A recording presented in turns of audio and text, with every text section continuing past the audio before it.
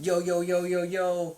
It's your boy, Fuego, and Señor Sonrisa. we're coming back to you guys with another Fuego, the bass, Fuego and Sonrisa Hell podcast. yeah. Hell yeah. No, for real. Thank you guys. Happy Thanksgiving. Happy Black Friday. If there's something, if you guys bought something. Happy Cyber Monday. Oh, for real, dude. Cyber Monday. I forgot about that. I need to get a new phone, for real. My phone's all fucked up. Hey, they got deals. Dude, I've been looking at it. They've been good? Yeah. Oh, what? Like I was thinking about getting this one phone. It's called the OnePlus 7. Just because I've been hearing a lot of good things about it. But yeah, my phone right now is kind of crappy and it's barely working, but I'm still hanging on to it. Yeah, me too. I got a LG and that thing is damn near finished. It's so good to be back on the podcast, by the way. Yeah, I know we haven't been back for a while, but it's just so good to be back. Hell yeah. We keep it going, seriously, we just keep it going, keep it coming, and Just bring the content to you guys. yeah, I hope you guys really enjoy. Yeah, for real. Because we don't have to do this, we just enjoy doing it. Yeah. Something new about my life is I'm single again. Oh, what? Yeah, dude. No, for real, I am single again. I was in a tumultuous, chaotic relationship. It was between me and this one other female, and I'm not gonna say her name. I'm not gonna go into too much details because I kind of want to respect. It was a relationship between me and her. And I kind of want to respect her. But I do want to say, things didn't work out. I was on one path, she was on another. We didn't see eye to eye when it came to things such as like the future or finances or just our relationship in general. We had two different visions, and those morals and values clashed too often. But yeah, I'm glad I went through it. I went through a lot. I got into a little bit of financial debt. I also,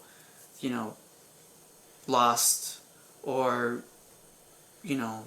unfortunately, this relationship caused a little bit of turmoil in my own personal life when it comes to my family or whatever. But it was definitely a good learning experience. I learned more in that relationship than I ever would have learned if I was in a very healthy relationship. Sometimes you need to go through things like shit. Sometimes you need to eat shit a lot in order to avoid shit. And I'm just going to leave it like that. Like I said, as much as I want to go more in depth, I don't want to say too much about the person because I just want to respect the end of that relationship. Have you ever been into a bad relationship or like yeah, do you want to talk about that? I wouldn't. I don't know about bad. I think when I was younger, I was probably more of the bad one. I think I didn't really know. Like I didn't really know a lot. Yeah. When it came to like being cool and being in a relationship, it kind of was just super wild, super like. It's alright. All in my world, so. It's alright, dude. I mean, yeah. I think everybody goes through something like that, It's okay to have a wild phase. Yeah. So, I mean, yeah, but don't get me wrong, I wasn't super horrible either, but I just wasn't how I think I'd be now. But, yeah, but I mean, I don't know.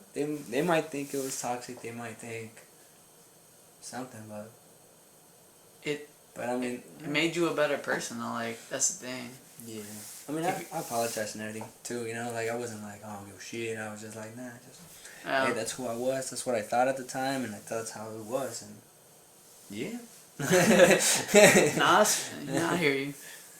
Yeah, dude. Like, if for those people out there listening, like, if you ever been, first, if you ever been in a toxic relationship, comment down below and tell us how you got out of it, and like and subscribe, by the way. Yeah, I mean, just I think sometimes you need to go through those bad experiences, so that way in the future, you know, you can look, you know, you're aware of that, aware of yourself, or you're aware of other people's behavior. So sometimes you need to fucking bang your head against the wall a few times before you actually start learning. You know what I'm saying? Yeah. And to anybody too, like, if you guys were the toxic ones, you know, male or female, you know, and you're really trying to like change, or at least change habits, you know, leave a comment down below too. Yeah. I've been there, I lived it, I got y'all, you know what I'm saying? And yeah, I'm not afraid to talk about it, just I'm here. But it's cool. I mean, don't get me wrong, I mean, you know, you learn from it, you know, I ended up being, you know, I'm a little cooler now. But yeah. What do you mean by that? Cooler? Yeah. I'm a little bit more nicer. I don't try to be toxic. I don't try to put anybody hella down or anything like that. I just, you know. You want to talk about what made you think, or what made you think that was the way to go, or? Yeah. You know, if it's too, you know, personal or whatever, you don't have to say specific names or whatever, but you could talk about like why you were thinking the way you were thinking, or things like that. I mean, I just feel like that's what I have seen like my whole life. So for me, trying to like figure out how to like get a girl or anything like that, I didn't know. I just thought that's how you do it. So I just followed it, you know? Yeah. I just followed it. I saw it worked. So I was like, well, you know, I want it to work too. Yeah. So I'm going to just follow it. But, like, I was following it, but I didn't understand why. I just knew that's what you do. So it's like you saw a path already and you just decided to walk it, huh? Yeah, it's like it worked for her. You know, it worked for them. It might as well work for me. Yeah. And so I was like, all right. I mean, and it did work. But then I was just like, but, you know, internally, you know, like, this isn't right. Mm-hmm. This isn't cool. Yeah. You know, I definitely hear you. Me, I haven't really seen any, like, I haven't been in, like, I haven't seen a positive relationship in my entire life. My parents got divorced when I was young. I've seen, like, different relationships, you know, more negative than positive. And to me, it's hard for me to understand what a healthy relationship looks like. So I don't know. I don't really know how that would work, but I do understand what a negative relationship looks like. And being through one, I understand more what to look out for and more of the red flags, such as like if two people are in two different mindsets. One person wants to be in a long-term relationship and the other person wants to be in a short-term relationship. That's one thing to look out for. Or, you know, things like, you know, if one person is doing more work than the other, it's probably not a relationship. It's more like one person's doing all the work and the other person's not. This relationship that I was in it for, I was dating this female I knew this female for 2 years, but I was dating her for 1. And, you know, this was my first relationship, like serious relationship with another person. That is not to say I didn't ever wanted a relationship, and that is not to say I just wanted to hook up. I had a different mindset at the time. My mindset was more like conservative, like just date females because you want to be respectful, you want to be gentlemanly, like, you don't want to look females like. I didn't like the fact that people were doing like the hookup game at the time, because I thought I had a different mindset at the hookup game, which was like you were treating not only yourself like as an object, but you're treating other people as objects. So that's how I thought at the time. That's why I wasn't really hooking up or whatever. I was more conservative. I mean, I wanted to get to know people, but I wasn't really going out all the time or things like that. I would talk to people. I would engage with people in conversation, but I wasn't like that. You know what I'm saying? And now that I've been through a relationship and also reading books and just kind of like learning myself about just people being social and like the social aspect of humanity and things like that, and I think if you want to fuck, I don't think there's anything wrong with that. I don't think there's nothing wrong with fucking. There's nothing wrong with how many people you fuck. There's nothing wrong with all that. I think fucking is an essential part of life. I think the hookup game is definitely made for a certain amount of people, and I think if you're doing it, I think you should always do what's best for you. I still think you should always wear a condom if you're a guy. I think it's very important. Yeah, definitely. STDs are real. There's super gonorrhea out there. Don't be a fool. You know. Yeah, we're just tool type of thing. You know. Yeah, it's not to scare you guys or anything. It's real. Just saying. Yeah. Like, yeah, dude. Like, last year there was like a news report. Do you want to pull it up? There was a news report of like STDs rising in the Bay Area. So, you know, me personally, I always bring the rubs. 100%. We're looking it up right now through Google. Yeah, STD rises, Bay Area. Yeah, there we go. Ooh. Oh, the Cron 4. Which one were you reading? Cron, Mercury, San Francisco? Oh, see, that's 2019. Yeah, there you go. Which one? This one? The Cron 4. Oh. Yeah. Alright. Oh, yeah. Cron 4 is a good source. Yeah, there we go.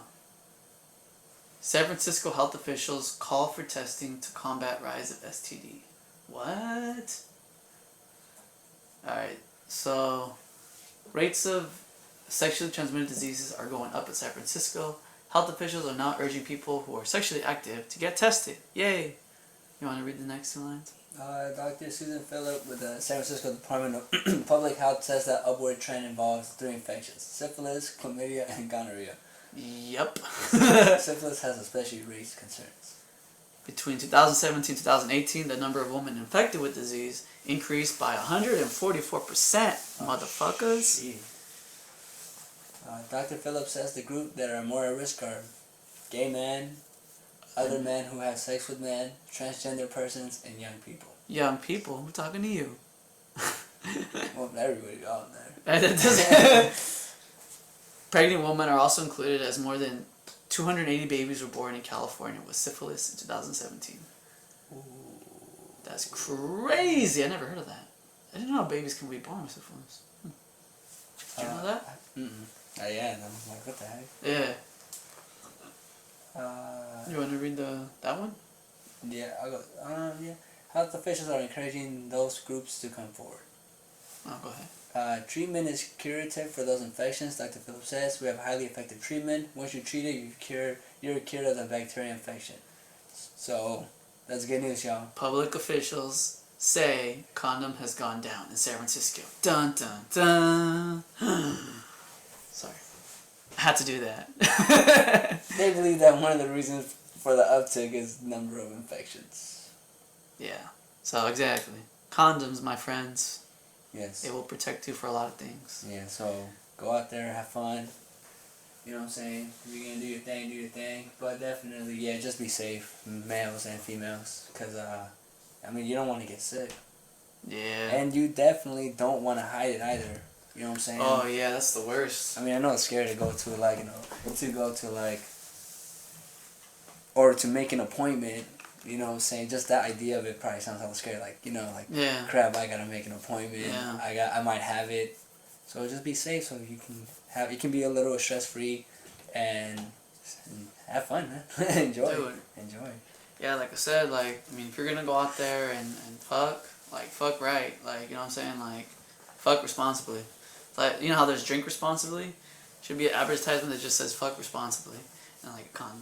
Like condom with the case. Yeah. Super condom. Super condom. No, Hey, if anybody hears out there and makes that. Dude, you guys should make a meme off of that. I swear, you guys would be millionaires. Seriously. Fuck responsibly. Shit, we should, man. What the hell? Yeah, so yeah, that's a real thing, guys. Like, you know, if you're gonna go out there and hook up, it's important to just, you know, wear the rubs. And as prideful as you are, as whatever, the best man or woman can still get syphilis, still can get chlamydia or gonorrhea, and you can get somebody pregnant. And there's nothing wrong with like having kids or whatever, but I just think that if you're not in a situation where you're ready to have a kid and you're putting yourself in a situation that you might have a kid, just think about it, you know, twice. You know what I'm saying? Think with the head on your shoulders, not the head on your dick. Like, you know. Yeah. Well, just more like, yeah, but also too, it's like there's circumstances, you know? Like, if you're like hella drunk, you kind of forget stuff like that. So just be careful, you know? Yeah. Yeah, I see what you're saying. Yeah, because I mean, it also goes down to like... In the moment type thing? Yeah, like... But one moment can change the rest of your life. Yeah, no, definitely. No, but I mean, you have to look at it both. You have to look at it both. I see what you're saying. Yeah. I see what you're saying, like if you're at a party or whatever, but it's just things happen if you're not sometimes. strapping, I mean... Yeah. Let me ask you this. If that one night you see this fine person or whatever, if you're a male and you see this fine female, and you're out there at a party drinking or whatever, but you left your rubs at home, you risk that one night, you just, you know, things are flowing, alcohol's flowing, you're having a good time, this and that, like things happen. Okay. And she's ready, kind of like, she's feeling you, you're feeling her. Then you guys are talking about going back to each other's place. You'll also have the option to stop by a drugstore. Just throwing it out there. Now imagine imagine there's two realities, right? There's one reality where you do stop at the drugstore, and there's one reality where you didn't. Now, let's go with the reality. Start off with the reality that you didn't. So you just guys went straight to her place. You're feeling each other, start making out. One thing leads to another, and you know, you wake up the next day, everything's cool. Then, you know, a few months later, she calls and says she has a kid, and you're right now not in a situation. You're barely making it. You're in the Bay Area. You're working an hourly job. You know. Now you have to make a decision about what you're gonna do for the rest of your life. I mean, now you have a baby or whatever. That's gonna be something. Whether what you decide in that moment or what she decides at the moment, that's something that you guys would have to talk about. That's something like abortion, or if you want to have the baby, or you know, all that. That's a decision you made, and that decision could change your whole course of your life. That's one scenario. Another scenario is, you know, yeah, things are getting hot and heavy, whatever, but you say, you know what, I'm gonna stop by the drugstore, you know, the drugstore, 24-hour drugstore, just grab a pack of rubs, whatever. You still get to enjoy your night. You know, you go out there, have your fun, still wearing it responsibly, but then just life moves on. You know what I'm saying? Like, you and the girl never meet past or whatever because it was just a hookup, and, you know, life moves on. What scenario do you want to be in? You know what I'm saying? Yeah. No, yeah, hell yeah.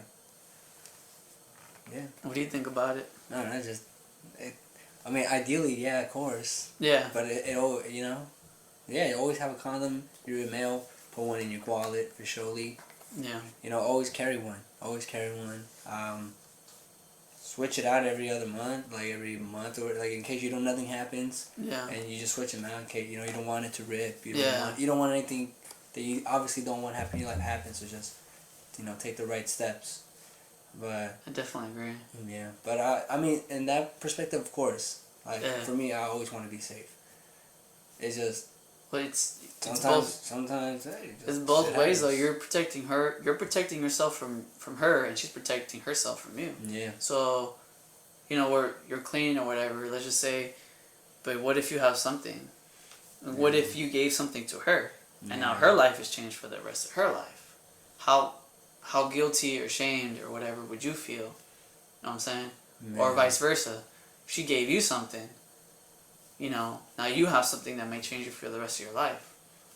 And she has to deal with the consequences. You both have to deal with the consequences. Yeah, seriously. So, I mean, like... No, yeah, of course. See what I'm saying? Like... No, I mean, I agree. I know what you... I agree with what you're saying. I'm just saying things happen. That's all I'm saying. Things happen. But of course we're saying be safe. Of course, that's ideally what we both agree on. Because, hell yeah. You'd rather be safe. But it just, like I said, things happen. Sometimes you just don't know. Sometimes you don't know how things happen. Yeah, I see what you're saying. They just play out. But do you think if things were to happen, would you ever say no? What do you mean? Like, you're getting hot and heavy with the girl, things are getting close to like that point, like, you're ready to, you guys are both ready to go out and have a good night. Would you ever say, like, even though it's a pause, like, hey, let me go get this real quick, or hey, you know what I'm saying, like, because even though it's a pause, whatever, you can always get you can always, like, bring the romance back up, I feel like. Mm-hmm. Would you ever make that choice? Yeah. Yeah, of course. If I knew, man, yeah, of course. Yeah. I'm trying to figure out, like, what's the best, say put one in your wallet or whatever, but is there, like, maybe, like, you have a gym bag or something, you just throw it in the back of your car? Hey, as many as you want to carry. You can have, like, 5 in your car, 5 in your bedroom. You can have 1 in your wallet, 1 in your shoe, 1 in your sock. You know what I'm saying? Like, you can have them anywhere. Safe is safe. You know how, like, sometimes they say don't put it, like, in direct sunlight or heat or whatever? Yeah. So, I know because, like, sometimes they're made out of latex. You have to be wary of, like, if you put them in your wallet, then the heat from your leg is going to transfer to the wallet, and the wallet is going to transfer to the rubs. Yeah. That's why I say switch them. Oh. Like, if I know I have it in there for a month, or let's say whatever, let's say it's been a while, and I know it's been there for a while, yeah, I need to change it. Because I know that moment it happens, it's a really big possibility that it'll rip. Yeah. Yeah. So it'll get, like, worn out. Yeah. Lose its elasticity. Everything. So, you just want to switch it out always. Always switch it out, always be safe. Yeah, dude. Always be safe, my friends. Yeah. Yeah, so that's one thing about our lives. Another thing is because I was so focused on this person, I kind of got lost myself. I was putting a lot of effort into this person, but I wasn't really getting a lot of the returns. I was putting more stock into this person, but I wasn't putting stock into myself. And in that process, I kind of got myself a little bit lost. I now have, like, I got a job because I thought we were going to be working together. I wanted to be closer to her. Like, there's a lot of reasons why I did a lot of things I did. And maybe I have some remorse, some regret. But at the same time, like, now, because of all that, I learned about a relationship. I learned about a bad relationship, or an unhealthy relationship, or a toxic relationship. But now I'm trying to recenter myself, and I'm trying to, like, get back onto the, like, you know what I'm saying? I'm trying to get back and getting a career ready. Yeah. That's dope. Have you ever experienced something like that where you kind of got lost or got kind of like... Yeah. Can you talk a little bit about it? I think, well, like, getting lost, like, career-wise, I feel where I felt it the most was right out of high school. Because right out of high school, like, my daughter was just born. Mm-hmm. I was hella wild. Thank you for the admission, for real. And then, and I would see, like, all my friends, I would see, like, all you guys going to college, So in my mind, I'm thinking like, okay, these guys are, like these guys are gonna have a career, they're gonna have a good job, they're gonna make a lot of money, and I'm same age with a kid, working at like a freaking $8 an hour job, with no like future. I mean, I got lucky, there's a lot of things I got lucky for, but still, anyways. So I would just be like, yeah. So I was hella confused. I was hella lost. I was like, I need to go to college. I go to college. I'm like, I know I don't want to be here. I get out, and then like, I just had a moment where I just was like sitting there hella confused, hella mad, hella like, I really didn't even know where the hell my life was going. Like I'm like what the heck am I supposed to do?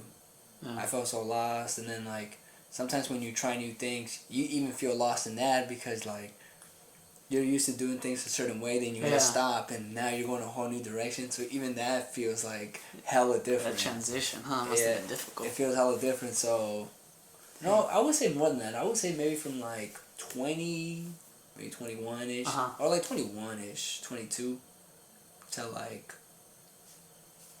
And even now, like when I start something new, I'll still be confused. But even then, I think from like 22 to like 25, 26, was like the most confused I ever felt my whole life.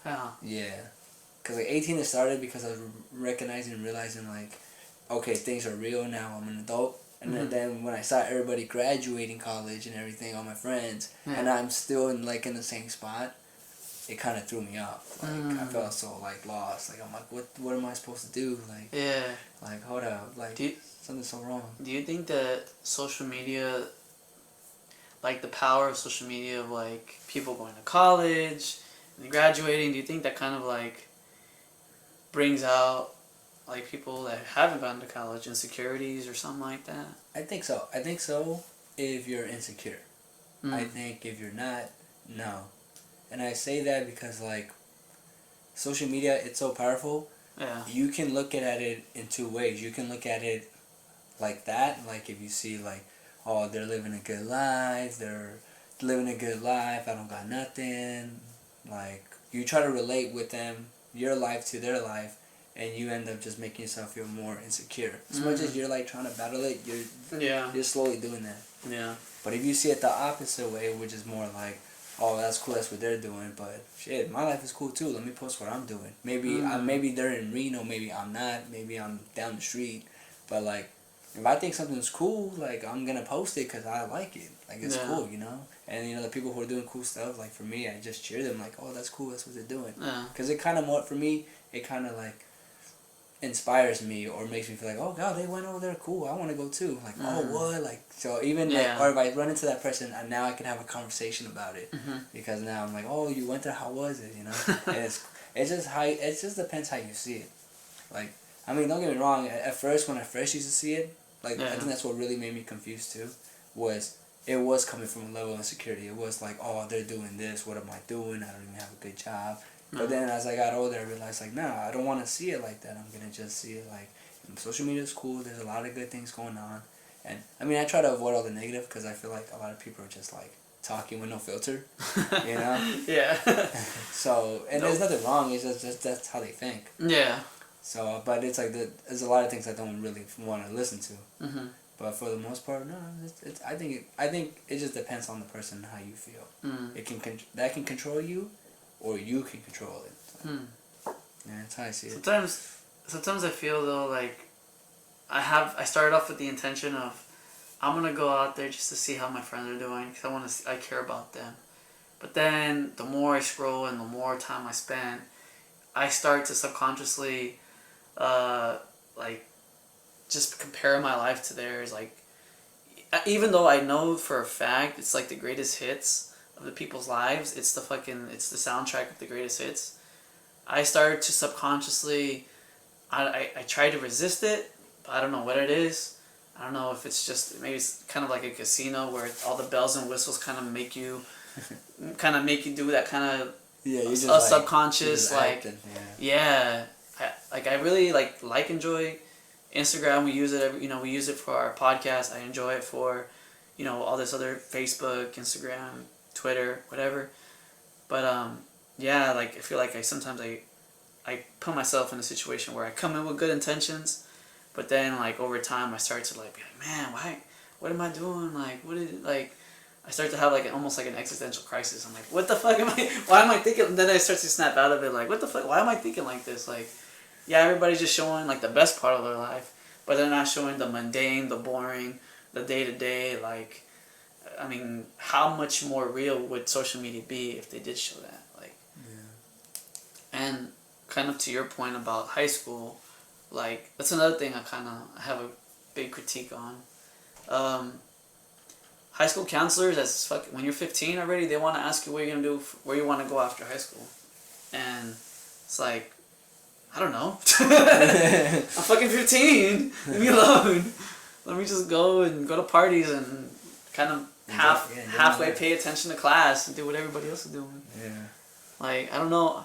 I really don't like the idea of the whole thing of you need to have your life figured out by fucking 18 for the rest of your life. You need to know what you're gonna do for the rest of your life by 18. You know how much pressure you're putting on that one person?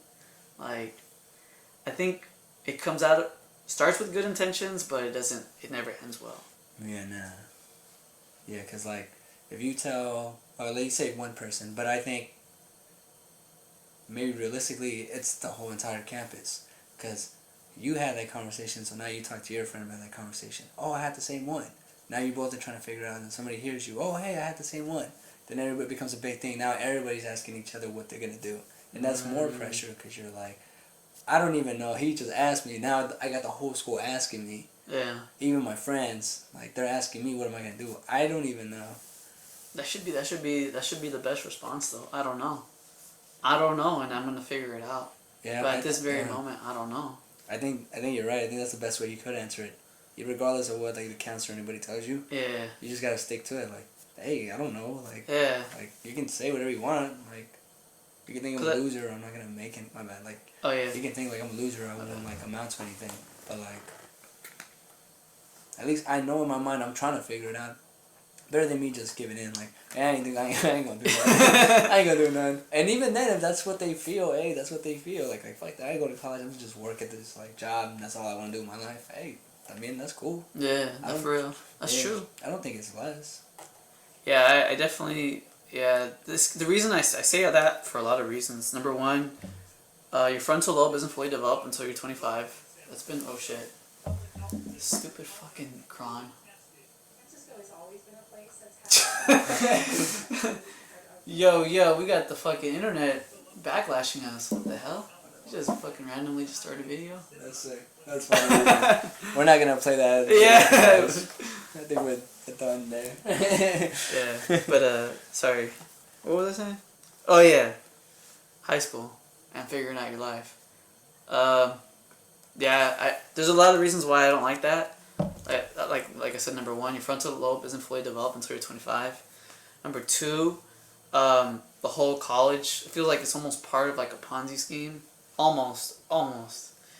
And the reason I say Ponzi scheme or like things like that is because you have to, like, a previous generation went to college and that's the only way they have a better education.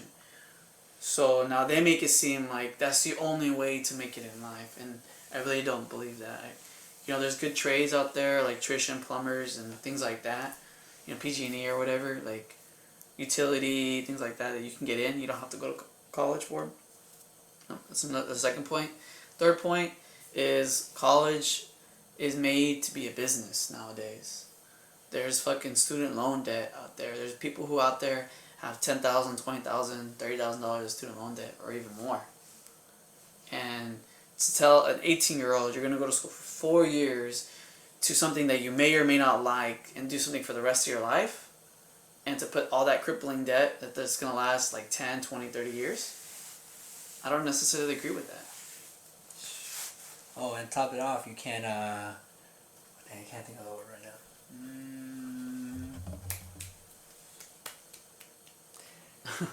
Dang it, yeah, you can't, It's okay. Wow, I just always laughed. I feel like I know where that line of thought, can I say one word? Yeah. Bankruptcy? There you go. Yeah, go ahead. Thank you. Yeah, you can't even file for bankruptcy, it just stays on there forever. So you're basically till death. Yeah, dude. and like there's a whole thing about the federal government kind of in it. Colleges are in it. The for-profit colleges have something to gain if kids are in debt. Like, there's this whole other dark side of like the college. Like, yeah, they have resources, but if my tuition is going up because they're gonna build a pool, I don't want it. Yeah. If my tuition is going up because they're putting a bowling alley or whatever, I'd rather not have it. I'd rather put that money towards either professors getting a higher pay raise or something. But I don't need the fancy fucking water fountains, and I feel like you're walking into like almost like kind of like a real estate. Like, look at this real estate. Like, look at where all your money is going. Don't you wanna? Isn't this nice? Don't you want to use this money for that? Like, it's almost kind of like a sales pitch, a real estate pitch. You know, and that I just really don't. I don't like that. I don't like the fact that a lot of universities do that. Take advantage of young people when they're still developing. They still don't know what they want to do. And as much as I like the fact that colleges provide opportunities for like counseling or whatever, there's always a cost to it.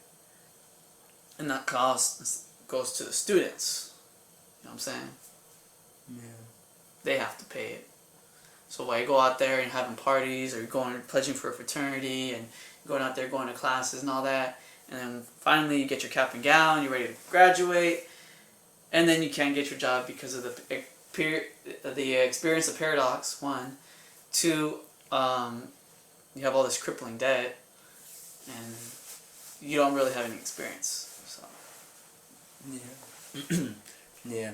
I think school. I think if you're gonna be like a doctor, a lawyer, firefighter, police officer, I think those are the reasons why, or like a nurse or anything. I feel like those are the reasons why you can go to college, because you obviously need those to go into work in those fields. But if you're going for like, I don't know, like a communications major or like something like that, I think so. Like, or like a liberal arts major or something. Yeah. Like, you're just gonna end up owing hella. Yeah, I see what you're saying. Like, go to college with a purpose in mind. Yeah. But the thing is, why do you have to go to college at 18? Why can't you go to college at 24 or 25? Why can't you go to college at, a little bit... Why does it have to be 18 years old, go to college? You have to know what you want to do at 18. You have to. Why can't I just, like, go work for a little while, stack up money, get a car, whatever, and then decide to go back to college? Why does it have to be after I'm 18? You know what I'm saying? Yeah. I feel like there's a societal pressure of, like, you need to know what you want to do for the rest of your life. And then that pressure gets put on high school students. And then those high school students are taking AP classes and all these fucking classes to make them look better for their resume for the college. You know what I'm saying? Yeah. So we're putting all this pressure on high school students to take all these classes. They're making it they're making college highly competitive because now they have to take all these college credit classes. Then once they go into college, at 18 years old, at least for me, I can speak from my personal experience, I had a very idealistic view of like, it's going to be easy, I'm just going to go, just do the classes, get my degree, then go get my job. That's the whole point of college, you're investing in your future. That's what I thought. But I got into college, I went into a career thinking the entire time I was going to go and finish being that career.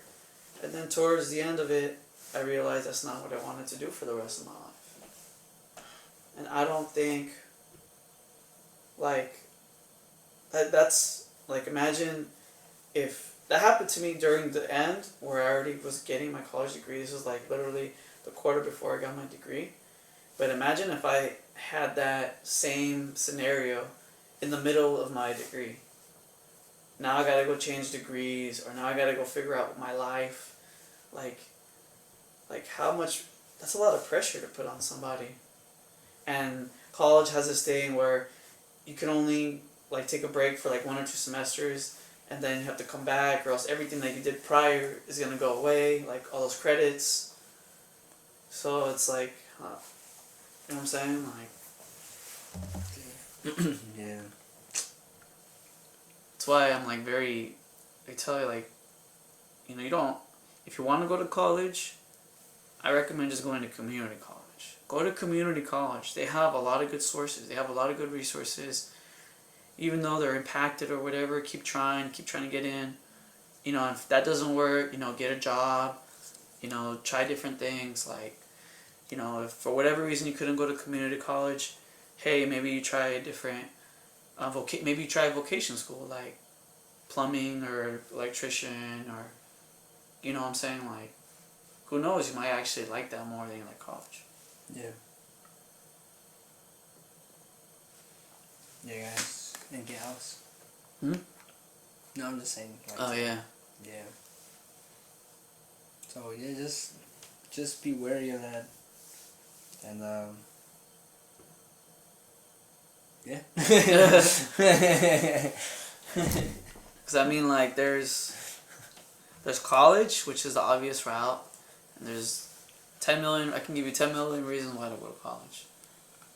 And those are all, like, you get an experience that you wouldn't have gone, if you didn't go, or you get a degree because it's going to get you more money in the future. Those are all good reasons why to go to college. But what I don't understand, and what I really disagree with, is why does an 18-year-old have to go to college when they don't even know what the fuck they want to do for the next day? Or, what I'm saying? Like, yeah. why does it have to be at 18? Why can't it be at 25? Or why can't that person, take a little break or try to do different things? Seriously. Yeah, there's a lot of ways. There's a lot of ways you can make money. Yeah, there's almost infinite. For real. But there's this whole like, like for me, like I said, because I spent all this time with this female, I kind of got backtracked on myself, and so I'm thinking about if I want to go to college or not. I'm reading this book. I don't know if it's good or not. I just saw it on the library. I looked it up online real quick. It's called What Color Is Your Parachute? 2018 version. Supposedly it's good. I've been reading the first few pages. It makes a lot of sense so far.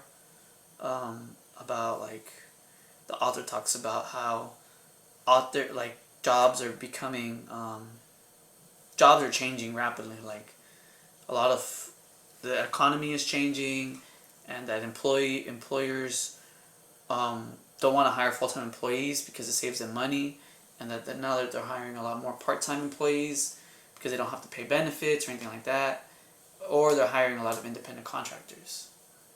You know what I'm saying? Which I've seen that.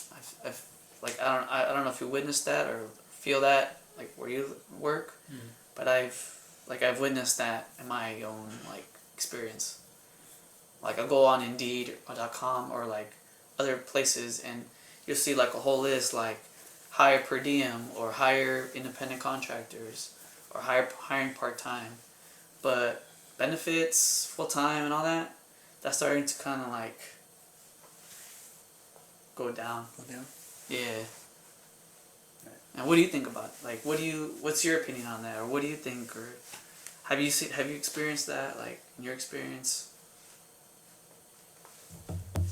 Work and all that? Just yeah. Yeah, I mean, I've done gigs. I've done I go on Craigslist and I do gigs and little things like that. Yeah, I mean, they just pay you for the job. It doesn't matter. If anything happens to you, it's kind of on you.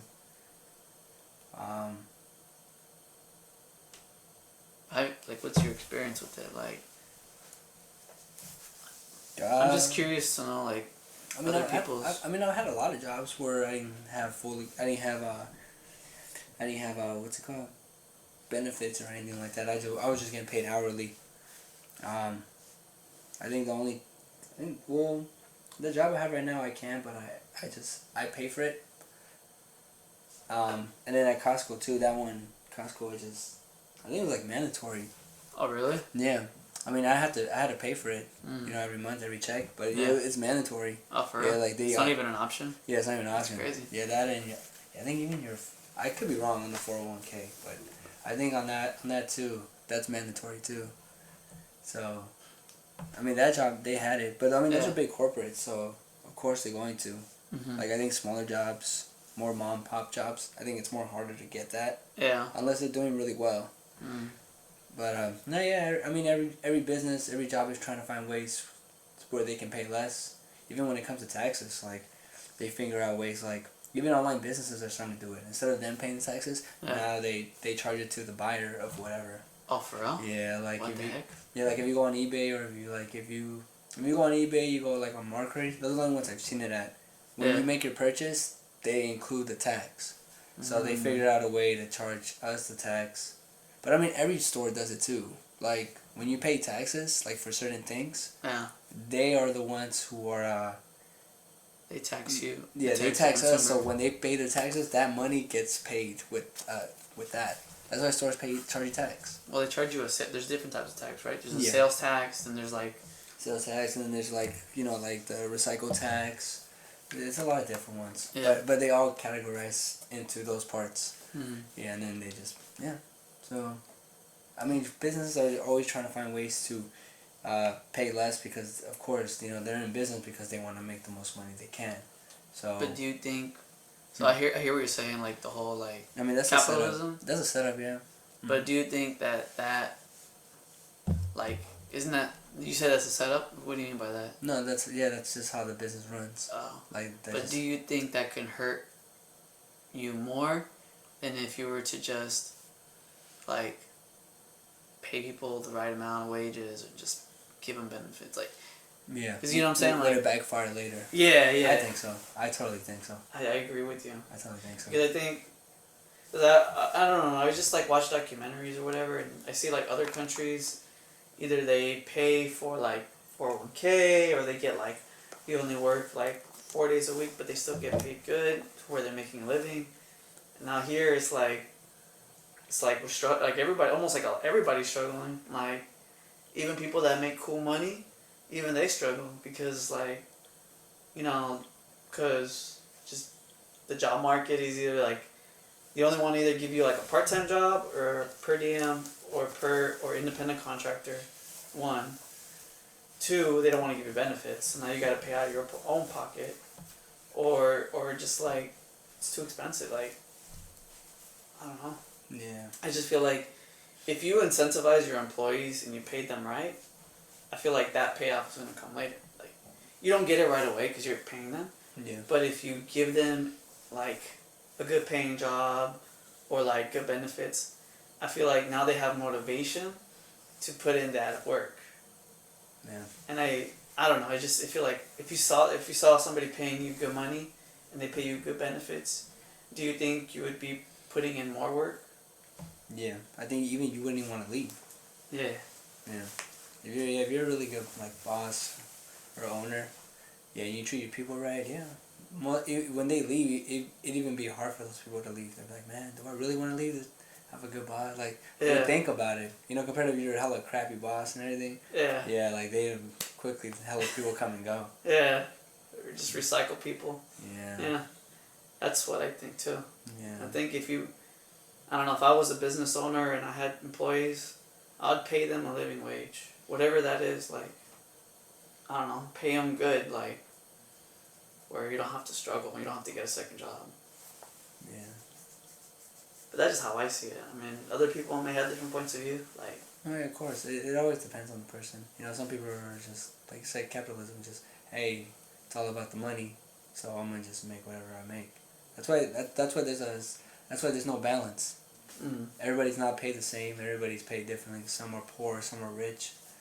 It's just because that's how it is here. It's just, if you go out there and you really grind and you figure out ways to make money and keep the flow of money coming into you, you'll eventually be rich. But if you don't do anything like that, well, then you're not going to be rich. I see what you're saying. I think you have a good point in a lot of different areas. The only thing I kind of have a different thought of is like, you're paying them, but you're not paying them enough to have a living wage, okay? So now they gotta add extra stress by either getting a second job or figuring out how to survive. And then when you're in survival mode, man. Like, you're literally counting pennies, you're counting fucking every meal you eat, every gas, how much money you put on gas, how much you pay on toll, like, and that extra stress, that extra like financial burden that you're putting on that person, I feel like that is gonna weigh them down a little bit more. You know what I'm saying? Like, instead of just being like, you know what, I'm gonna pay you this, I'm gonna pay you a good wage. That way you're motivated to go to work. You know what your responsibilities are. You can actually make it out here, stuff like that. I think I read a study. Can you look it up? Yeah. Poverty, or like survival mode or something like that can reduce mental space. Something like that. Cause I thought I saw something like. Basically, the idea is, if you're in like survivor mode or surviving mode, that takes up a certain amount of mental space. Like, living in survival mode, taking up mental space, something like that. What about this? Huh? Survival mode. Oh, never mind. What about effects of living in survival mode? Oh yeah, there you go. We can read about that. What happens if you remain on survival mode? Survival mode. It was this one. This is what I want to see. What is survival mentality? Yeah. Improvise, adapt, overcome survival mentality. Preparation. Simply put, survival mode is the inward knowing that you can do what needs to be done to overcome whatever adversity. Yeah. There was I just don't remember where I read it or heard it. Well, let me see how I said it. It's like survival mode will, because your mentality is survival, that mentality is taking up mental space where it can be occupied with other things. Emotion survival. Space. What's this? This one might help. Psychology Today. Emotion survival and disconnection. Our emotions can help us and disconnect us. Interesting. Who posted this? John Montgomery, PhD. Is he like a psychologist? Yeah. Oh. PhD. Many of these days experiences some pretty intense emotions when we're in some very passive states. Our heart races as we fear for the well-being of a fictional character on a movie screen, while we sit back and watch from a cushion seat, or we marinate and stew for hours in powerful feelings of longing or anger while we lie motionless on our couches. Our emotions, however, were designed and fine-tuned by evolution, largely prepare us for action, for movement, to alert us to our true situation and help guide choices that ultimately must become physical choices. Do you want to read the next one? Yeah. Whenever an emotion is triggered in us, our bodies are instantly and unconsciously affected in very specific ways. When we experience the emotion of disgust, for example, our eyes tend to narrow or our mouth shut tightly, and our bodies move away from the object of disgust. Disgust is typically triggered unconsciously by something or someone that may be posing immediate health risk to us, such as rotting meat, which may contain dangerous parasites. Tapeworms. Just kidding. But for example, if a person coming towards us who has open festering sores, and who may therefore transmit to us a potentially dangerous infection or disease. I'm picturing somebody with like a fucking mouth sore or something. Oh. Nasty. To be healthy and functional, we need to be able to feel and connect to all of our emotions at different times, even to the less pleasant ones. If you just cross the street in an unfamiliar neighborhood, for example, and you see a group of large men down the block playing with switchblades, you may feel trepidation, some fear at a visceral level. Good. You need that fear to help you make good choices. Like in this case, perhaps walking on a different street. Studies have shown that when animals are incapable of feeling fear, they don't survive for very long, and the same is undoubtedly true for people. Of course, most people in modern life, as we'll discuss later, have too much fear in their lives rather than too little, and this excess fear can be extremely destructive and crippling. But we need the capacity to feel fear, just as we need the capacity to feel all of our other negative emotions in certain circumstances. Yeah, I believe so. Yeah. You need to feel other negative emotions, not just put I them to the side. I think it's how long you react that is the difference. You think so? Yeah. I think if you feel fear for so long, all the time, you naturally become hella fearful or anxiety. Yeah. Yeah. Like if you feel confident all the time, you'll be confident. But do you feel confident because you're not in survival mode? Or do you feel confident that you are in survival mode but you can just overcome it? I feel confident that where did I just have it? I feel confident enough to know that I don't need to be in survival mode. You know what I'm saying? Like I know I don't need to react like that, so I'm confident enough to stay where I'm at. That's kind of what I'm saying. I know there's no need to get to that point. Is what I'm saying. No need to get to what point? To feel like survival mode 24/7. Even if I know things are bad, I just know it's better not to get to there. Because then now I'm lost. It's just like if I let myself get there, it's not helping whatever problems I have. You know what I'm saying? If you get to survival mode? And if I'm there for so long, yeah. I feel like it doesn't help in whatever I'm trying to accomplish. Is it because you're like, seeped into those emotions for so long? Yeah, I think so. I think it's just like whatever I'm feeling, I'm thinking. So if I'm in survival mode all the time, naturally I'm just gonna keep staying in that same world over and over and over. You know, and it's just like it's bad for you. It's bad for your heart. It's bad for your body to feel that all the time. Yeah, it's like intense anxiety almost. Yeah. So and I've had anxiety, so I totally understand where this is coming from. Like I had it really bad, and I just realized regardless of how much anxiety I have, it doesn't fix whatever my problem is that I'm trying to accomplish. I'd rather feel scared, like he said, scared a little bit. Yeah. Just because I know I'm scared, but not enough to stay scared. Like you recognize that you're in fear, but you're not. You don't want to, stay fearful. Yeah, exactly. Gotcha. Yeah. I try to let him just move on. I'll read this part. All right. Biologically and evolutionary, all negative or distressing emotions like fear, disgust, or anxiety can be thought of as survival mode emotions. They signal to the body and brain that our survival and well-being may be at risk, and are specifically designed to motivate behaviors and bodily responses that can most effectively deal with those risks and threats. Survival mode states can be said to biologically oppose states of homeostasis, which are states of physical and psychological balance. That's how I try to feel. Like I try to stay as balance. as I can. Yeah. That's just my goal. Fucking, you're a Buddhist, man, because, man, I feel like I'm always in survival mode. Oh, man. Why? Because I have this intense anxiety of, and I have really bad anxiety sometimes, but sometimes it can become overwhelming.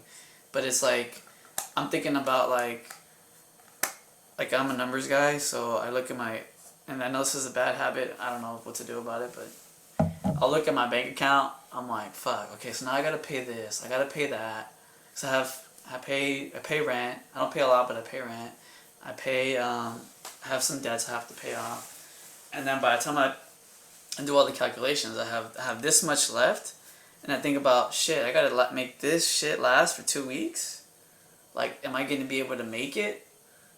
How long can I make it? What do I need to do to prepare so I don't, I don't go to the gas station and I'm about to put gas to go to work and my card says decline. You know what I'm saying? That's why I have that intense anxiety, fear. Because I feel that and I don't know how to control it. And I'm trying my best to control it and I don't know what's the best way. Do I need to go more numbers and count every penny and try to be like that? Or do I need to just be on top of my expenses? Or do I need to get another job? I'm trying to figure out that way I don't have to feel that intense, almost crippling anxiety. Yeah, man. Yeah. Man. Cool. So that's why I feel like that. But anyway. So where were we? It goes, State of homeostasis? Oh yeah, that one. Which are states of physical and psychological balance. In this state of homeostasis, we sense or perceive no pressuring survival-related needs, such as a hunger for food and no apparent survival-related threats. such as people flourishing knives in our vicinity. When we're in homeostasis, that is, we feel physically and emotionally safe. In general, I forgot this guy's name. John Montgomery, PhD. Okay, he goes on to say, in general, by the way, cool name. That's good. Yeah. This is all through psychologytoday.com, and it's The Embodied Mind, 2012. We'll put the links below. Oh, for sure. It says, there you go. In general, when we're in homeostasis, we tend to experience positive emotions and feelings like joy or love, and when we're in survival mode, we tend to experience negative or distressing emotions and feelings. Indeed, the activation of a negative emotion like fear is precisely what throws our brains and bodies out of balance into non-homeostasis or survival mode. As unpleasant as some emotions can be, however, every type of negative emotion that we experience is evolutionary designed to serve one overriding purpose: to help motivate behavior that will bring us back into homeostasis. Homeostasis is where our bodies and brain want to be wherever possible. Damn, that's sick. Damn, this guy's sick. This guy's fucking on top of his shit. No, want to read no, that? yeah. Oh, yeah, for sure, okay. Right. To give another example, when the levels of various nutrients and minerals in the cells of the body start to drop below a critical point, those cells begin to veer dangerously away from homeostasis, and a signal is sent to our brains that creates a hunger for food, which amounts to an emotional state of hunger. And we don't just feel hungry with our brains, our whole bodies, in effect, become hungry. And that state of hunger will drive us to find food however we can. Once we've eaten, particularly if we eat natural, healthy food, the nutrients in our cells will be replenished and we can come back into homeostasis. Not only at a cellular, physiological level, but also at a psychological and emotional level. Wow. Interesting. I did not. It's been a long time since I took a science class. It's a good refresher. Yeah, homeostasis is where your body loves to be at. And your brain. It's like, to explain it, it's like when you just wake up in the morning, before you even think of anything. You just wake up and you just don't feel anything. You know, like you open your eyes, before you think your first thought, you just wake up and you know that you can't feel anything. I think that's like the best homeostasis you can ever feel. Like if you wake up tomorrow, before you think whatever you're about to think, just try to see how long you can feel it. It can be a second, it can be two. Like almost like a meditation practice. It's just crazy. Yeah. It's just like I woke up and I'm like, oh yeah, I don't think, and then slowly everything You're comes slowly back. coming to from your dreams. Yeah, now I remember. But yeah, you just wake up well, you know, when you wake up just to go to the bathroom, you're not thinking, you just go straight to the bathroom, like in the middle of the night. Yeah. You know, like almost like a zombie state, like you just stumbling around and fucking looking for the light. But there's nothing on your mind, nothing that happened, anything that you're worried about, like nothing like that's crossing your mind. Yeah. You're just like, I'm fucking tired. You know. Yeah. It's just I see it. I feel like that's like the best home. I think that's the. I mean, I know there's probably different times, but I feel like that's the where I feel like I don't feel anything. It's just like. I just wake up. Interesting. It's crazy.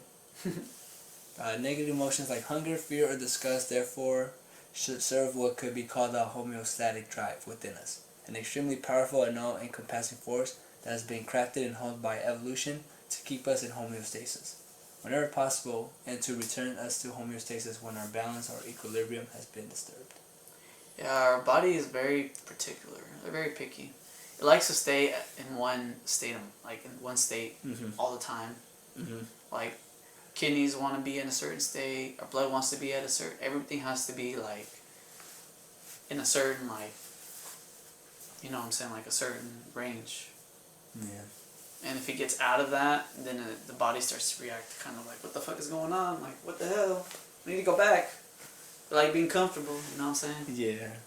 Like what? You don't want to be fearful today? Yeah. What's wrong with you? Yeah, exactly. I got you. Let me throw some fear in. It's just crazy. You want to read the next one? Oh yeah, for sure. So in our previous hypothetical scenario, fear served the homeostatic drive by motivating you to avoid a street with knife-wielding men and instead to walk on another, let's say more pleasant street, perhaps a street filled with trees, puppies, and cute children. I kid you not, that's what it says. That sounds safe and homeostatic enough. But let's say as you walk along the tree-lined street, you see a small boy pull out a water pistol. Let's further say that a long time ago you were robbed at gunpoint, and since then you've been so skittish about guns that even the sight of a water pistol creates a potent and lingering state of fear in you. This fear will inevitably become visceral, not only to your brain, but your whole body will, in effect, become afraid. Your body will likely become noticeably rigid, triggered into survival mode, and yet at the same time, part of you will realize that the fear that has frozen your body makes no rational sense. Part of you knows there is no real danger from a water pistol, and yet another part of you is afraid, but only because the fear is being triggered by the memory of your old trauma. So the more sensible, rational, healthy part of you is not aligned with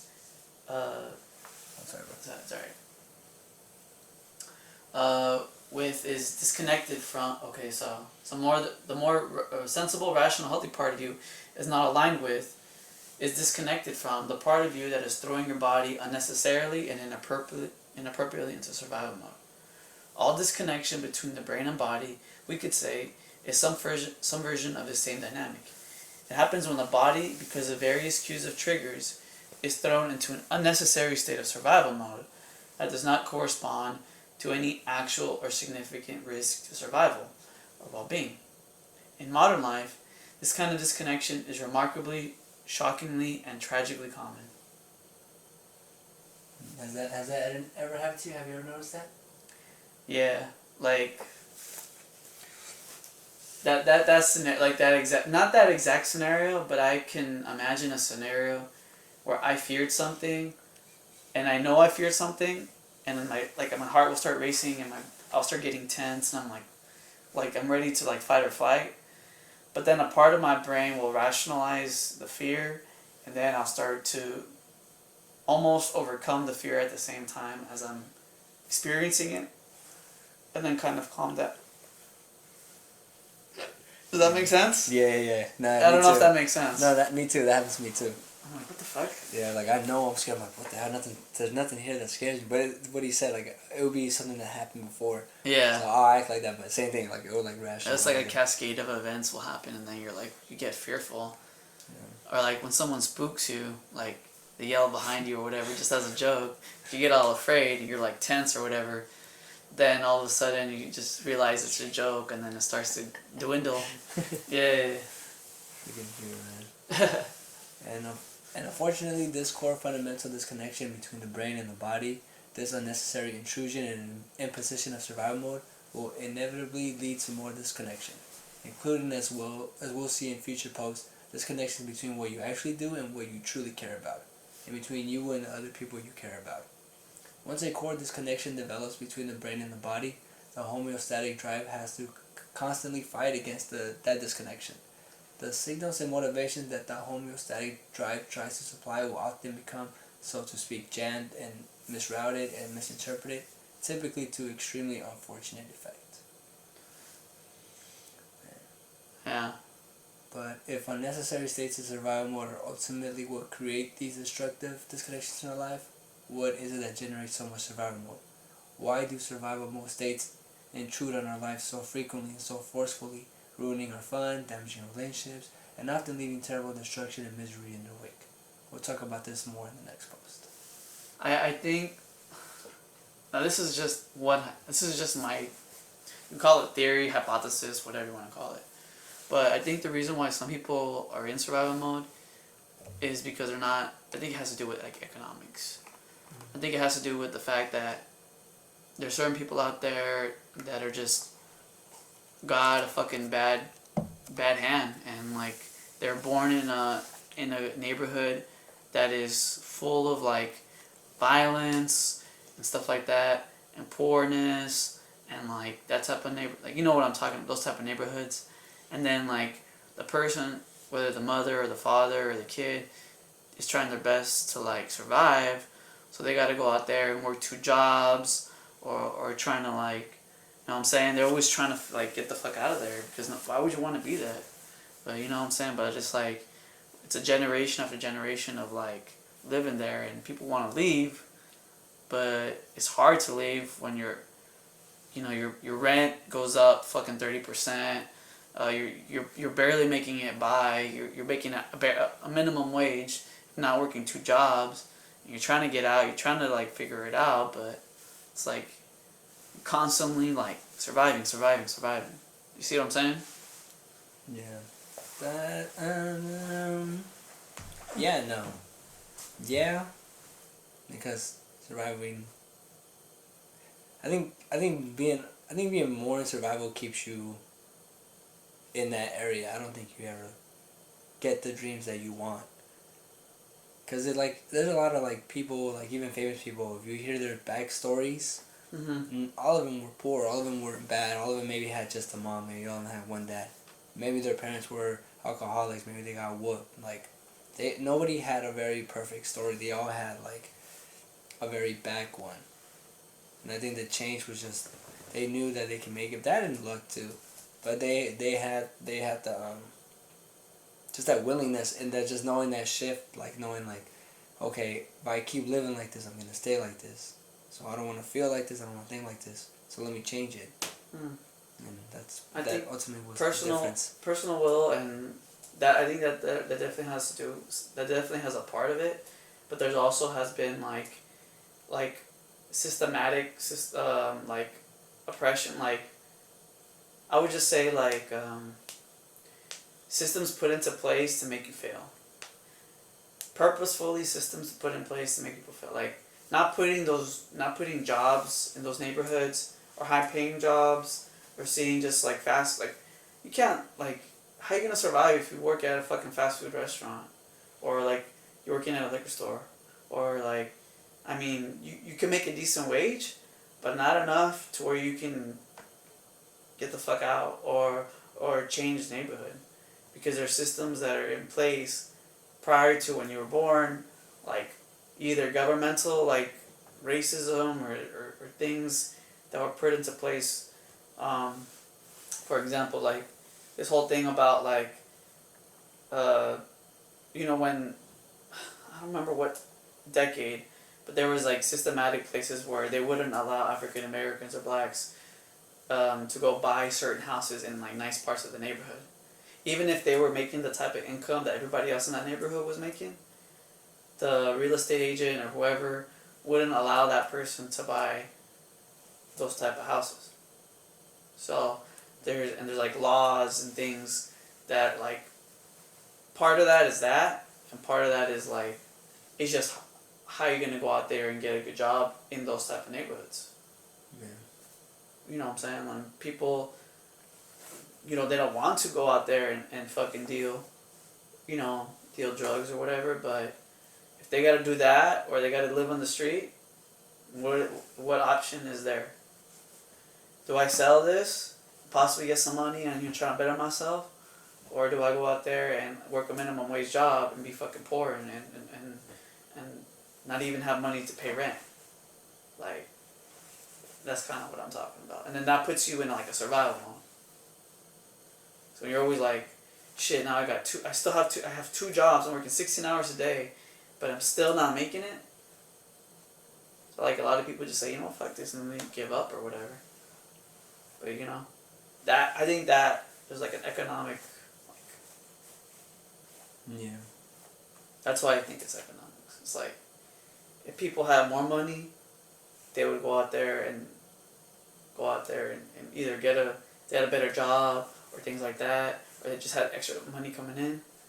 That money could be used to pay rent or whatever, pay part of their bills, and still have a job and still have a personal life, not just living to work and working to live. You know what I'm saying? Yeah. Yeah, but it sucks. It really does. But that's just how it is here. Bay Area? No, the U.S. That's what, like survival mode? No, like capitalism. Certain parts, I would say. I mean, people do care about each other and everything, but because we do, we all have good in all of us. We all always try to help each other, but also too, everybody thinks about themselves before really trying to help. So. But you could be the catalyst to change. Yeah. I mean, I'm not saying I wouldn't. I'm not saying I would. I'm not saying you help. personally, but I'm just saying like you as a person can be the catalyst. You know what I'm saying? Like you can bring the neighborhood together and try to like, and you're gonna fight a lot. There's gonna be a lot of fucking battles, but it's possible. I mean, it's definitely possible. People have done it in the past. Yeah, they still do it now. Yeah. Everybody fights. But now those ones are good fights because those are for good change. Yeah. Those ones are cool. Yeah, definitely. Yeah. Yeah. That's why. Do you mind if I? Yeah. I liked what he said about the survival mode, but I wanted to see something. Do you want to talk to our audience? Yeah, guys. So yeah, just be the change, and I don't know. For me, I'm just gonna speak for myself. Like, if you're not living in that type of environment, where you know you're not in an actual like ghetto, and you have the possibility to be whoever you want, you can at least walk outside your house and know that like you're not gonna get killed, and you have every moment of every day to go out there and find ways to make a lot more money than you can to get out of whatever you're living in, then I would say kind of figure out who you are and why you think certain things, and then just like get yourself more positive and go out there and make your money, man. And if you want the good and the change, just you do it. Like, you figure it out how it goes. Yeah, because I just feel like not everybody lives in that world, so if you're able to like sleep. Talking about like ghettos or. Yeah, like if you're not living in a ghetto, you live in a house or you live in an apartment. And you can walk outside your house and not fear anything. I think you're very lucky, and you should be able to make millions and millions of dollars. That's just what I think. Yeah. I think everybody struggles a different way. I think that the people who don't have anything obviously have a lot of hurdles to overcome to actually make it. But because they have those hurdles and because they overcome them, or possibly overcome them, they become stronger. Versus like, if you're born with like a silver spoon in your mouth and you're given everything, it's different because you now are given everything and now you gotta make something out of almost practically nothing. But I don't really know those type of people. From what I understand, Okay, from what I understand, I almost fell, by the way. But from what I understand, that's what their struggle is. Man, I feel like I read this, but I guess I didn't. I guess I just made it up. Oh crap! I thought I heard something about like survival mode taking up space, but like mental space. I would think stress. If you put them together, yes, because stress takes up your whole like, destroys everything. And we look up that. It really does. How stress can take up mental space. Yeah. Or something like that. Yeah, something like poverty, mentality,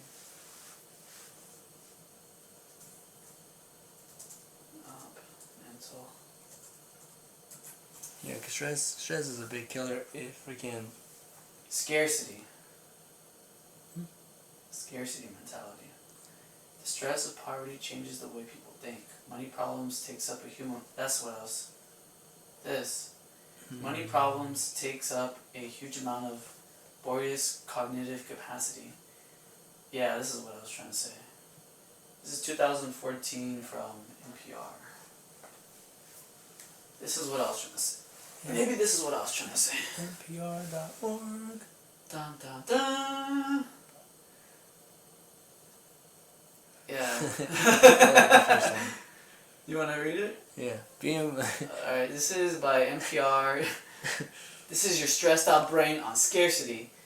July 14th, 4 p.m. Eastern Standard Time by Laura Starocheski. Ooh, you look at that, dude. You got that name down. I'm part European, so for the fans out there, you Woo! know. Look at that. He's part European. Being poor is stressful. That's no big surprise. Oh my god, I didn't know that. In a poll by NPR, the Robert Wood Johnson Foundation, and the Harvard School of Public Health, 1 in 3 people making less than $20,000 a year said they experienced a great deal of stress in the previous month, and of those very stressed out people, 70% said that money problems were to blame. What? Exactly. This is what I was trying to get at. Scientists have long recognized that poverty can aggravate health problems. Now they're beginning to understand that the stress of too little income actually changes the way people think. This is what I was trying to say. Take Lauren Berea, a single mom from the Bronx in her early 30s. Berea is an upbeat redhead supporting herself and her 4-year-old daughter, Fallon. They're barely scraping by on the paychecks from Berea's waitressing job, so Berea finds herself constantly doing a mental tally. I have to, and then they quotes Berea saying, I think $320 in my paychecking account right now, she says, and I have a $300 check that I'm going to deposit. Then I have to write a $600 money order. So what's that leave me with? I think $20. You want to read the next one? Yeah. Oh yeah. Money. Money, money, money, money. Independent journalist. Money. Sorry. Money seems to rule Berea's brain. Princeton psychologist Elder Shafir says that's normal for someone who's not making ends meet. Shafir studies the brain on scarcity. He told me that it doesn't matter what kind of scarcity you're dealing with. When humans don't have enough of something, that fact dominates our consciousness. Yeah. That's kind of what I was saying. Like, you have to start fucking playing, like, mental math. Like, okay, so I have this much money coming in. Now I gotta think about this bill, this, that. Okay, so what does that leave me left over? Okay, so that what's left over, that still has to pay for this, and that. Okay, now how much am I really left over? So that's kind of what I was saying. Yeah. When you're very quote, when you're very lonely, or when you're hungry, or when you're poor, a large portion of the day is spent entertaining thoughts related to the source of your scarcity. If you're lonely, you spend a big part of your day worrying about how to make social connections, which is actually distracting you from other things. End quote. And if you're poor, you worry about money constantly. Putting this constant mental attention on money can be a good thing, in part. In making day-to-day financial decisions, Shafir says the poor are just better than the rich. They use their dollar better than the rich. They're more efficient. They're more effective. They pay greater attention. So when Berea pays attention to these issues, she can do extremely well. End quote. But at the same attention that helps Berea survive day to day. Ooh, shit. Mm-hmm. Yeah. Right. My bad, FEMA. Right. My bad, audience. My bad. But that same attention that helps Berea survive day to day hurts her in the long run. Shafir says that because constantly solving money problems takes up a huge amount of Berea's cognitive capacity, a limited resource. Quote, when so many moments of the day require your full attention, there's very little of it left to worry about things that are not right in front of your eyes. And then you start doing things you wish you hadn't done. You don't quite remember to do things in time. You don't anticipate things that are going to happen tomorrow. End quote. Shafir calls this problem bandwidth poverty. When you're bandwidth poor, you're thinking about how to pay for food and make rent today, and it's almost impossible to think about the future. Shafir says that the poor are often judged for being myopic. In other words, for not saving money for the future or not making better decisions. But what looks like short-sightedness from the outside is actually bandwidth poverty, trapping people like Berea in the moment to such a degree that they literally can't think about the future.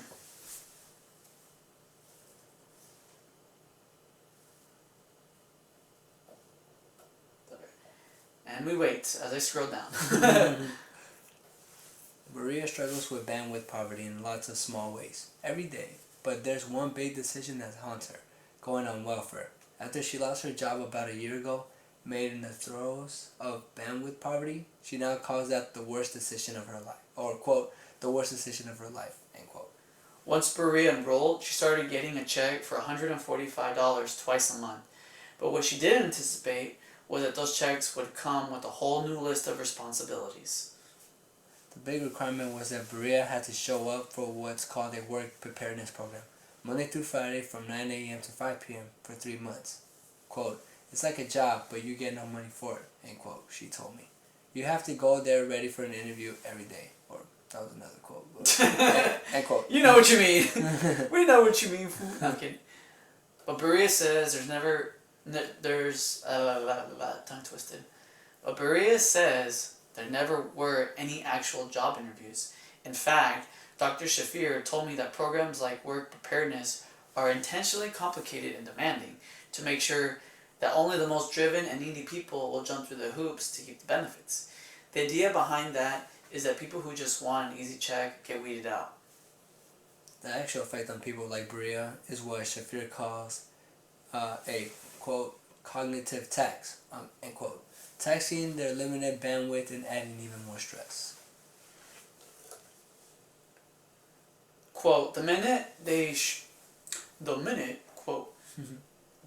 show up every day at the right hour, dressed well, with the form, Shafir says, quote, they're just imposing more cognitive tax on you and increasing the chance that you won't succeed, end quote.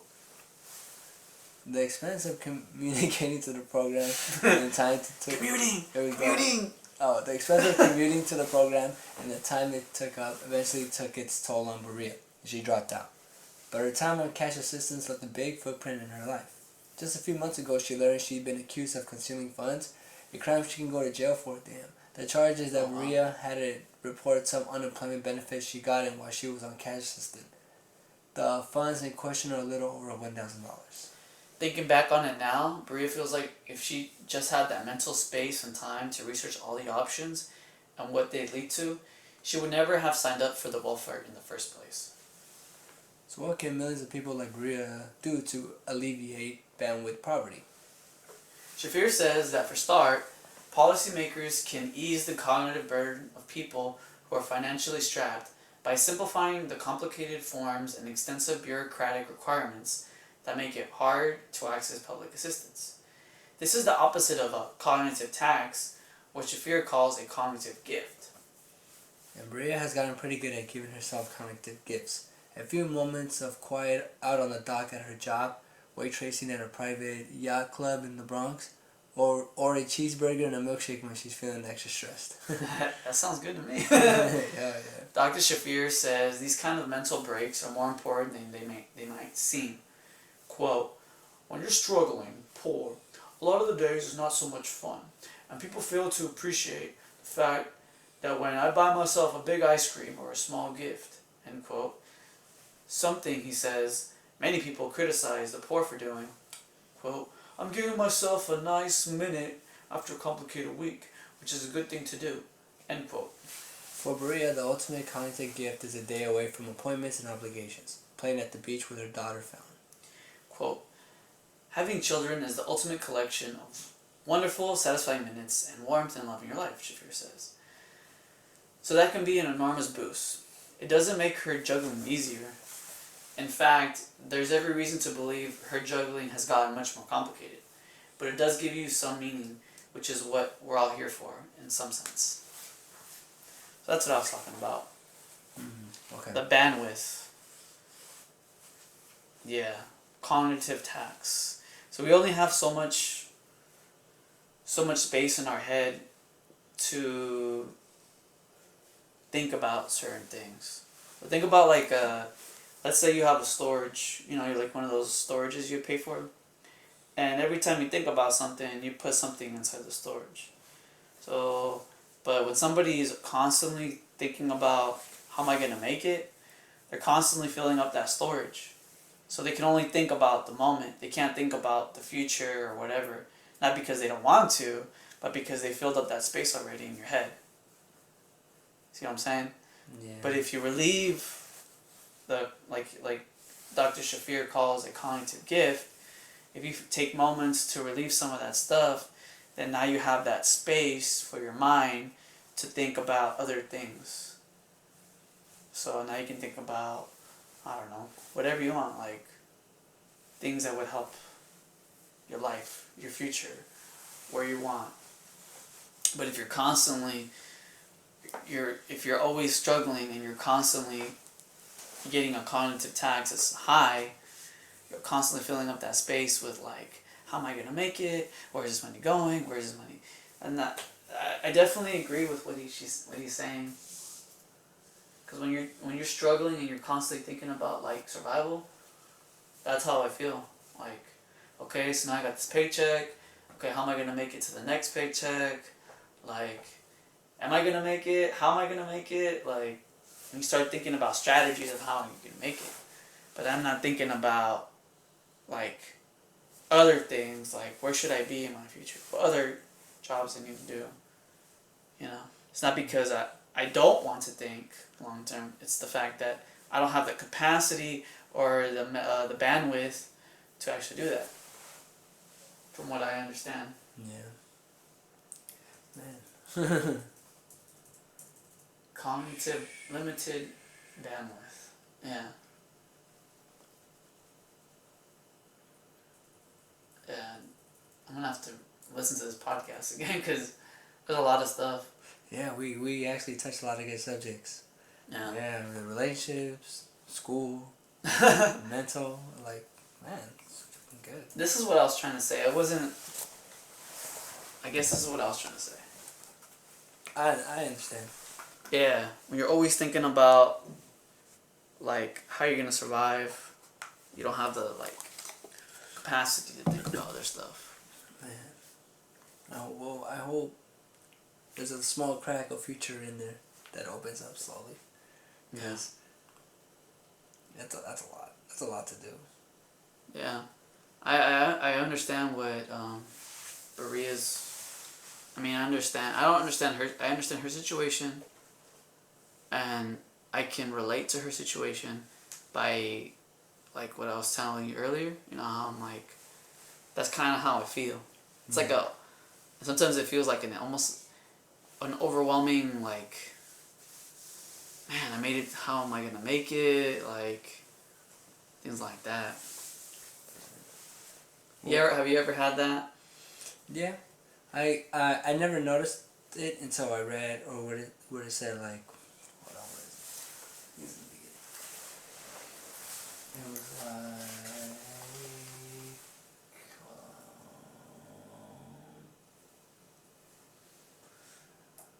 Oh, right here. But it says, when you're very lonely or when you're hungry or when you're poor, a large portion of the day is spent entertaining thoughts related to the source of your scarcity. If you're lonely, you spend a big part of the day worrying about how to make social connections, which is actually distracting from other things. And if you're poor, you worry about money constantly. So for me, I was doing that with like when I was doing it a lot more back then. But it would be more with like, cause like when I was making the transition like from not being so toxic and actually just being cool, it was new to me. It was very weird. It was like, I don't know how to do anything else but that. Now I gotta like change up everything, and I don't even know how to do it, you know? So I would like meet girls and I would talk to them, and you know, for whatever reason, things wouldn't work out.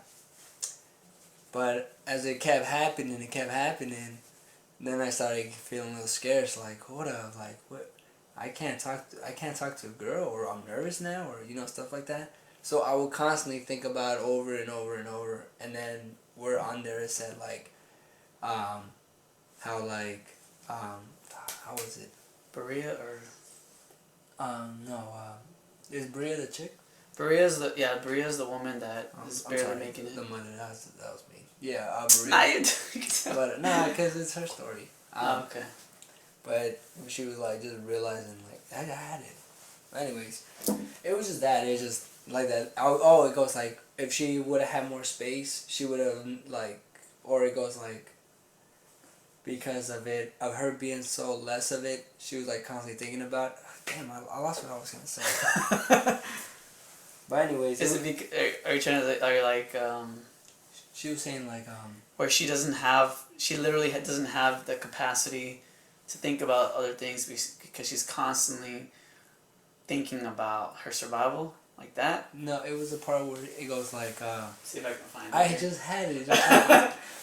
That one, day to day, for better, no.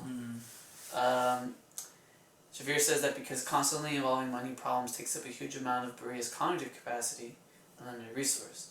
When so many moments of the day-to-day require full attention, there's very little bit left to worry about things that are not in front of your eyes. That one? No. You start doing things you wish you hadn't done. There you go. That's it. It's the same thing. Because of instead of me thinking like okay, it didn't happen. Let me figure out what it is. I was more like, maybe I shouldn't have said this. Maybe I shouldn't have said that. You know what I'm saying? And it was just constantly just in my head like the whole time. Yeah, it was a very different time in my mind, because it was always changing from one idea to a whole new one, and I didn't know how that new one was gonna be, so it completely threw me off. And then then you go and think like maybe I should have just stayed the same. You know what I'm saying? Maybe another thing's happening, and it wasn't so much like all the girls, because I like girls and of course they're all hella cool, but I never felt like, oh my gosh, like I need you in my life. It was just more myself thinking like, what the heck is wrong with me? I can't even get nothing right. So constantly I was thinking about it. Yeah, because like if a girl likes me or doesn't, I'm not gonna be here and like, oh please, I'm gonna get my knees, please. Like no. For whatever reason, if she doesn't like me or for some reason it just doesn't click, I can't be mad at her, and I can't I can't be like that. That's true. I can only be mad with myself, but not like anger at myself, just like oh man, you messed up. That's how I should have seen it. But because it happens so regularly, I was completely like. But sometimes it's not even you though. Yeah, but I'm just trying to relate that to this. Oh, I see what you're saying. Like, I'm not trying to go like so broad like that. That's just to because you asked me this kind of like that's mine. Because with money too, I was kind of like that too, but not as much. I wasn't like that because me personally, I just feel like I'm gonna have a lot of money because I just am. So that wasn't really like I didn't really feel so scared. I look at him like dang, but I'd be like no, I'll get it back. It's all good. I definitely like what he says, the bandwidth poverty, what Shafir calls the bandwidth poverty. When you don't have a lot of mental capacity to think about the future, but you're thinking about the day-to-day, that's all you're thinking about. You're thinking about how can I survive? How am I going to be able to survive? Do I have enough money for the rest of the day? Should I be able to eat another meal?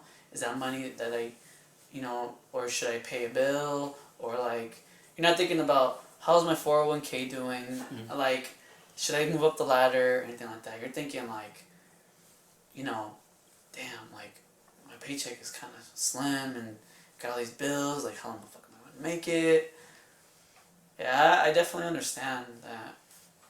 Especially the fact that you're being judged for not saving money for the future, like he says right there, or not making better decisions. But it's not the fact that I don't want to think about the future or I don't want to, contemplate it, but I just don't have the mental capacity for it. Because it says how it says right there, trapping people like Boria in the moment to such a degree that they literally can't think about the future. Yeah, I agree. When I was in a situation where I was, living in my car, I wasn't thinking about, I was sort of thinking about work, but I was thinking about where can I park my car so nobody can fucking bug me? Where can I, what time do I gotta wake up? This and that. Like, I'm thinking about, like, how I can survive. Do I need to get another blanket? Someone gonna bug me? Like, that type of, I'm not thinking about, okay, work, this and that, blah, blah. I'm thinking about the moment. And how to survive in the moment to make it for the next day. And then when the next day comes, how to survive in the moment of the next day so I can survive for the next day. And then it kind of goes like, does that make sense? Yeah, but for me, I'm just like, that's too much. It's hard. It's hard to like contemplate it. It's too much on my mind that I don't need, basically. That's why he says to give you, what does he call it? A tax break? What was it? Cognitive gift? Yeah, that's what I call it, a tax break. Give yourself a tax break, guys. Yeah. AKA cognitive gift. Yeah. Where is this at? There it is. Mental breaks. The opposite of a cognitive tax, which fear calls a cognitive gift. You know, and a cognitive gift is like, it's just a mental break. Yeah, something to make you at least feel good. No. Yeah. Well, even if it's not good for you, it's something that will mentally at least relieve some. Yeah. I definitely get it. Yeah, I think I would take that any day to get at least a little break. Like just to have a little ice cream just to get flush out all that shit. Yeah, it's like, I mean, for me, it happened very differently. I like this way, though. But for me, it happened differently. Not that, but like I was like sick last week, and just knowing that I was hella sick was that break from like everything I was thinking at that time, which was cool. Like I had a badass fever. I don't know, for me, I think of it as a gift. It really was. It really just got me out of my slump. Like I really needed a break from everything. Like I just needed a break. So to just sit in like, or just lay in my bed for 2 days, knowing I had no work, knowing like nothing. I didn't have to talk to anybody and nothing. I really just in my own space, just like, all right, what do I want? What am I gonna go for? What are my goals? And it was just like go. It's crazy how much like. It was the best gift. Like sometimes we don't realize how much noise is in our head. I think of it like we're bombarded with like if we watch TV and then we go on Instagram, we're bombarded. We're constantly listening to other people. We're constantly watching or doing other things, but then we don't have that moment to ourselves to be like, to just reflect, understand. Oh, this is where I'm at. I wonder how I got here. Oh, what can I do to get myself out of here? But not like in a, oh my God, I need to get out of here. Like, this is really important. Yeah, I need not to like find, panic. you know what I'm saying? There's a difference between like a calm version of yourself thinking like that and just like contemplating it. You know what I'm saying? Versus like a fucking anxious version of it. Yeah. I used to think that was like, the anxiety was energy, but anxiety is anxiety. I mean, it's energy, but it's just not the right one. It's negative. I used to confuse it with like having energy. Do you see what I'm saying? Yeah, yeah. I used to think that anxiety was like having energy because it's like, oh my God, I have all these things to do. Let me just go get them. But it's actually, oh my God, I got this thing to do. Probably gonna finish it. It's different. It's like, that's funny. how do I explain it? It's almost like being pushed to do something versus having the control to do something. Yeah. I don't know if that I'm making any sense. No, yeah, I totally see it. Yeah, because like with anxiety and stuff, you're kind of just like doing everything just cause, and you like don't even feel right or happy about it.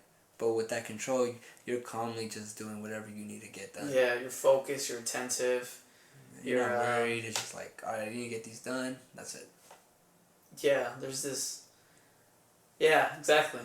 Yeah. Yeah, but then I feel like there's an anxiety like thresh point. Like you can handle so much until you fucking feel like a chicken with no head running around. Like, and you're playing the chicken dance song while that's happening.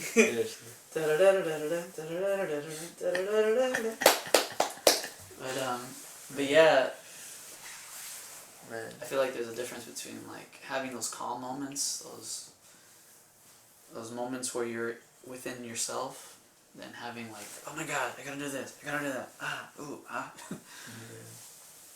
You know, and I understand too, like some days it's like, it's hard, like you really do have a lot of things going on, you know? Like, well, let's say for example, you have chores you need to do. You know you need to go to like you have chores. You know you need to go to the grocery store.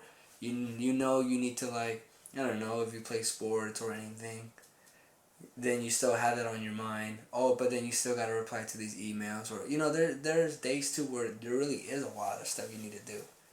And the anxiety does want to kick in. Like, do I have enough time? Can I make it?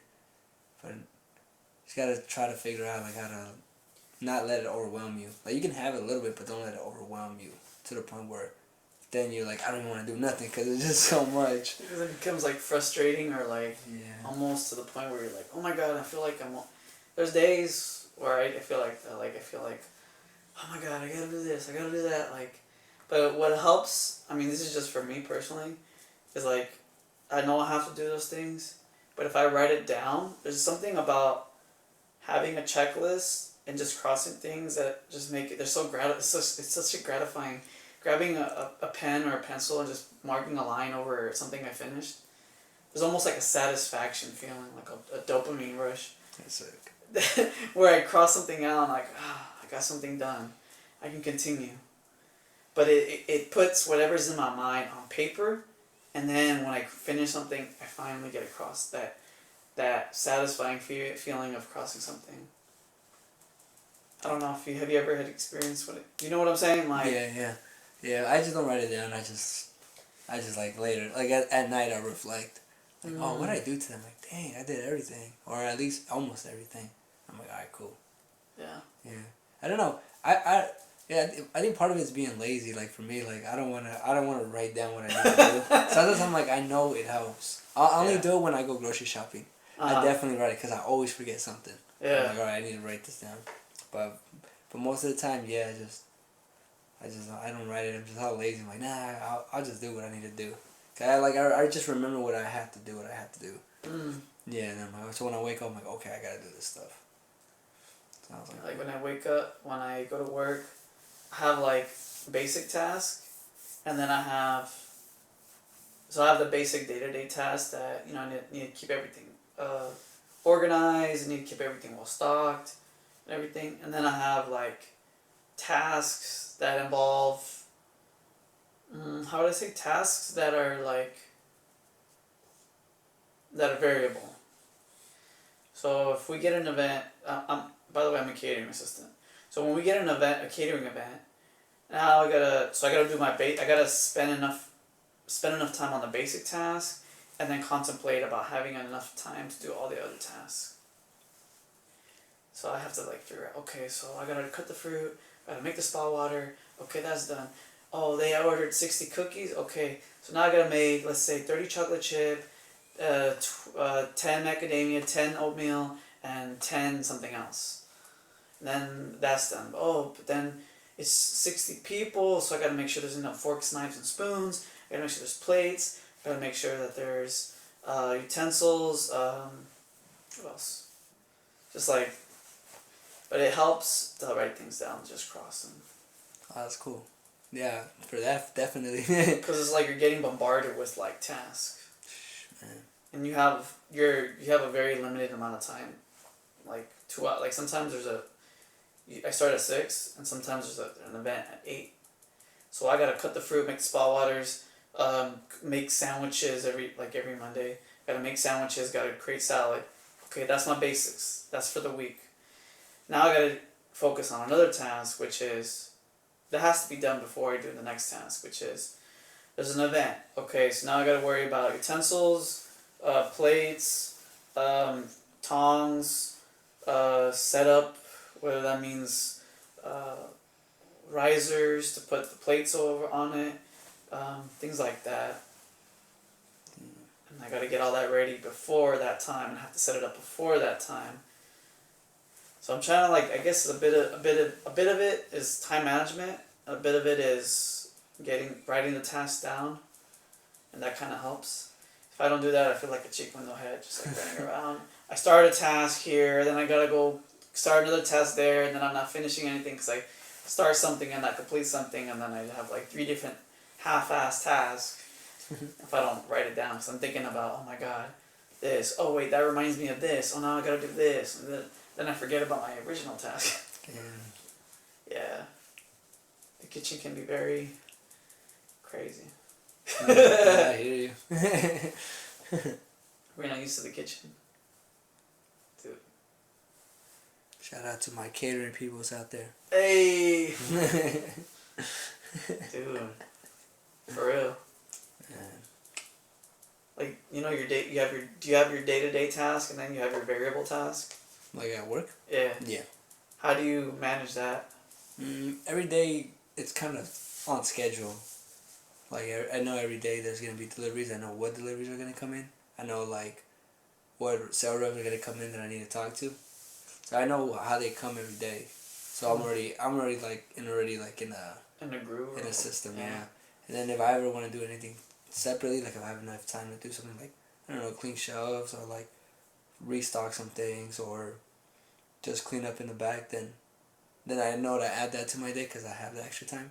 But for the most part, yeah, I already know what I'm going to do that whole day. You know, if they throw any curveballs on me, like, oh, you're going to go like do this or you got to go here. And I look at like, I still got hella stuff to do. I'm like, but I still do it. Yeah. Dude, sometimes it feels like there's not enough hours in the day to complete all those tasks. Yeah. Nah, sometimes not. Like, and sometimes too, like, things come left field. You're like, almost done, and then like, dude, oh, hey, can you go do this? Yeah. And you know it's gonna take more than the time that you have left. It's just like, dude, that happens. it's like, fuck. We had a catering event for like 80 people or something like that. And we were making cookies, because we have to bake cookies ourselves.